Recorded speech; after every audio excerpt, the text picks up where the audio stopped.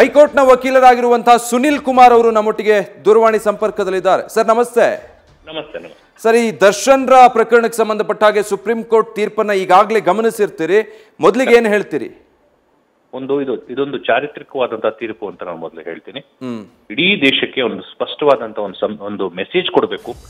ಯಾವ ಅಪರಾಧಿ ಅಥವಾ ಆರೋಪಿ ಎಷ್ಟೇ ಪ್ರಭಾವಿ ಇದ್ರೂ ಕೂಡ ನ್ಯಾಯಾಲಯದ ಮುಂದೆ ಎಲ್ಲರಿಗೂ ಕೂಡ ಸಾಮಾನ್ಯರು ಮತ್ತು ನ್ಯಾಯ ಖಂಡಿತ ಕೊಡಬೇಕು ಅಂತ ಹೇಳಿ ಸ್ಪಷ್ಟವಾಗಿ ಅವರು ಬೇಲನ್ನ ರಿಜೆಕ್ಟ್ ಅನ್ನ ಮಾಡಿದ್ದಾರೆ.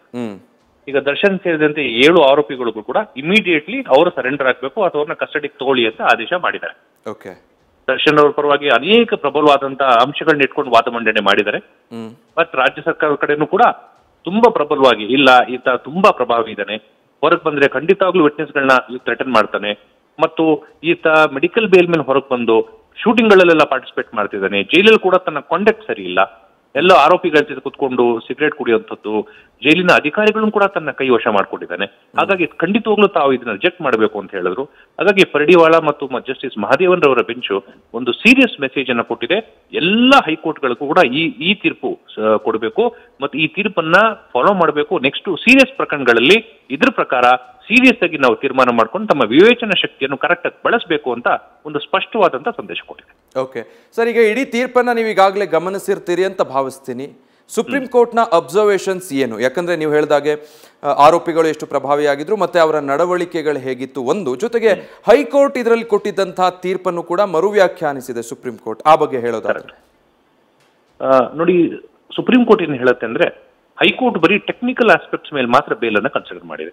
ಅದು ತಪ್ಪು. ಟೆಕ್ನಿಕಲ್ ಆಸ್ಪೆಕ್ಟ್ಸ್ ಮೇಲೆ ಮಾತ್ರ ಬೇಲ್ ಕೊಡಬಾರ್ದು.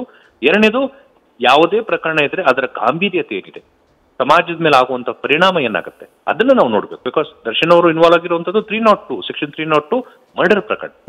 ಮತ್ತು ಈ ಮರ್ಡರ್ ಪ್ರಕರಣಗಳಲ್ಲಿ 4 ತಿಂಗಳು 5 ತಿಂಗಳಲ್ಲಿ ಆರೋಪಿಗಳು ಹೊರಗೆ ಬರ್ತಾ ಇದ್ರೆ ನಿಜವಾಗ್ಲೂ ನಾಳೆ ಸಮಾಜದ ಮೇಲೆ ಎಷ್ಟು ದೊಡ್ಡ ದುಷ್ಪರಿಣಾಮ ಆಗ್ತದೆ. ಮತ್ತು ಬೇರೆ ಬೇರೆ ಇಡೀ ದೇಶಾದ್ಯಂತ ಇರೋ ಬೇರೆ ಬೇರೆ ಪ್ರಕರಣಗಳಲ್ಲಿ, ಮರ್ಡರ್ ಪ್ರಕರಣಗಳಲ್ಲಿ ನಾಳೆ ದರ್ಶನ್ ಅವರು ತೀರ್ಪನ್ನ ಕೋರ್ಟ್ ಮಾಡಿ ಎಲ್ಲರೂ 6 ತಿಂಗಳಿಗೆ ಟೆಕ್ನಿಕಲ್ ಗ್ರೌಂಡ್ ತಗೊಂಡು ಹೊರಗೆ ಬರ್ತಿದ್ರೆ ನಾಳೆ ಸಮಾಜ ಸ್ವಸ್ಥವಾದಂತ ಸಮಾಜ ನಾವು ಬದುಕಲಿಕ್ಕೆ ಆಗ್ತದ?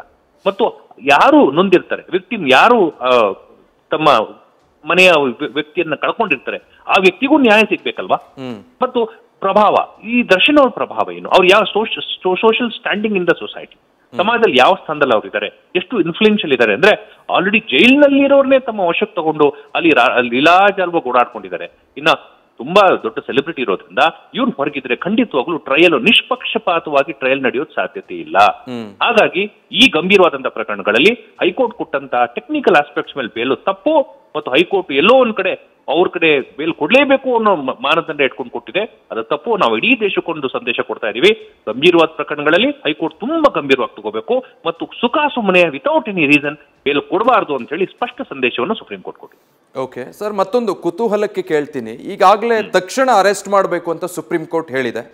ಒಂದ್ ವೇಳೆ ಆರೋಪಿಗಳೇನಾದ್ರೂ ತನಿಖಾಧಿಕಾರಿ ಸಂಪರ್ಕಕ್ಕೆ ಬಂದು ಹೊರಗಿದ್ದೀನಿ ಅಥವಾ ದೂರದಲ್ಲಿದ್ದೀನಿ, ಸ್ವಲ್ಪ ಸಮಯ ಬೇಕು ಅಂತೇನಾದ್ರೂ ಕೇಳೋ ಸಾಧ್ಯತೆ ಇರುತ್ತಾ? ಖಂಡಿತ ಕೇಳ್ತಾರೆ. ಸರ್, ನಾನು ಸ್ವಲ್ಪ ಹೊರಗಿದ್ದೀನಿ, ಬಂದ್ಬಿಡ್ತೀನಿ, ದಯವಿಟ್ಟು ನನ್ಗೆ ಸಮಯ ಕೊಡಿ ಅಂತ ಕೇಳ್ತಾರೆ.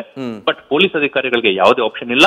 ಇವನ್ ನಮ್ಮ ಸ್ಟೇಟಿನ ಪಬ್ಲಿಕ್ ಪ್ರಾಸಿಕ್ಯೂಟರ್ ಟೀಮ್ ಆಗ್ಬೋದು, ಅವರು ಈಗ ಆಲ್ರೆಡಿ ಜಡ್ಜ್ಮೆಂಟ್ಗೆ ವೇಟ್ ಮಾಡ್ತಾ ಇದ್ದಾರೆ. ಆಲ್ರೆಡಿ ಓರಲ್ ಆಗಿ ಓಪನ್ ಕೋರ್ಟ್ ನಲ್ಲಿ ಅನೌನ್ಸ್ ಮಾಡಿದ್ದಾರೆ. ಬಟ್ ರಿಟರ್ನ್ ಜಡ್ಜ್ಮೆಂಟ್ ಒಂದು ಕಾಪಿ ಬೇಕು ಅಂತ ಹೇಳಿ ವೇಟ್ ಮಾಡ್ತಿದ್ದಾರೆ. ಬಟ್ ಓರಲ್ ಆಗಿ ಕೂಡ ಫೋರ್ತ್ ವಿತ್ ಇಮಿಡಿಯೇಟ್ ಆಗಿ ಕಸ್ಟಡಿಗೆ ತಗೊಳ್ಳಿ ಅಂತ ಹೇಳಿದ್ಮೇಲೆ it is a law which is late down by the supreme court. Immediate ಆಗಿ ಆಪ್ಷನ್ ಇಲ್ದಿರಾ ಎಲ್ಲಿರ್ತಾರೋ ಅವ್ರನ್ನ ಇಮಿಡಿಯೇಟ್ ಆಗಿ ಕಸ್ಟಡಿಗೆ ತಗೊಂಡು ಅವ್ರನ್ನ ಇಮಿಡಿಯೇಟ್ ಆಗಿ ಜಡ್ಜ್ ಸಾಹೇಬ್ರ ಮುಂದೆ ಪ್ರೊಡ್ಯೂಸ್ ಮಾಡಿ ಜುಡಿಷಿಯಲ್ ಕಸ್ಟಡಿಗೆ ಕಳಿಸುವಂತದ್ದು ಪೊಲೀಸ್ ಅವರ ಕರ್ತವ್ಯ. ಸರ್, ಒಂದು last possibility, if in case ಯಾವ್ದಾದ್ರು ಆರೋಪಿಗಳು ತಾವಾಗೆ ಬಂದು ಸರೆಂಡರ್ ಆಗಲಿಲ್ಲ, ಪೊಲೀಸರಿಗೂ ಎಲ್ಲಿದ್ದಾರೆ ಅನ್ನೋದು ಗೊತ್ತಾಗ್ತಾ ಇಲ್ಲ ಅಂತ ಆದ್ರೆ ಮುಂದಿನ ಸಾಧ್ಯತೆಗಳೇನು?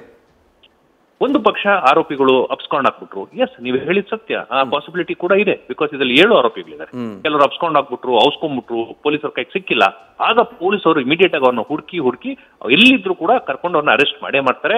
ಮತ್ತು ಬೇಲ ಆದೇಶನ ವೈಲೇಟ್ ಮಾಡಿದ್ದೀರಾ ಅಂತ ಹೇಳಿ ಮುಂದೆ ಅವ್ರೇನಾದ್ರೂ ಅವ್ರಿಗೆ ಮೆಡಿಕಲ್ ರೀಸನ್ ಬಂತು, ಎಲ್ಲೋ ಒಂದ್ ಕಡೆ ಟ್ರೀಟ್ಮೆಂಟ್ಗೋಸ್ಕರ ಆದ್ರೂ ಬೇಲ್ ಅಪ್ಲಿಕೇಶನ್ ಹಾಕುವಂತ ಸಾಧ್ಯತೆ ಬಂತು, ಆವಾಗಲೂ ಕೂಡ ಅವ್ರಿಗೆ ಸ್ಪಷ್ಟವಾಗಿ ನಿರಾಕರಿಸ್ಬಿಡ್ತಾರೆ.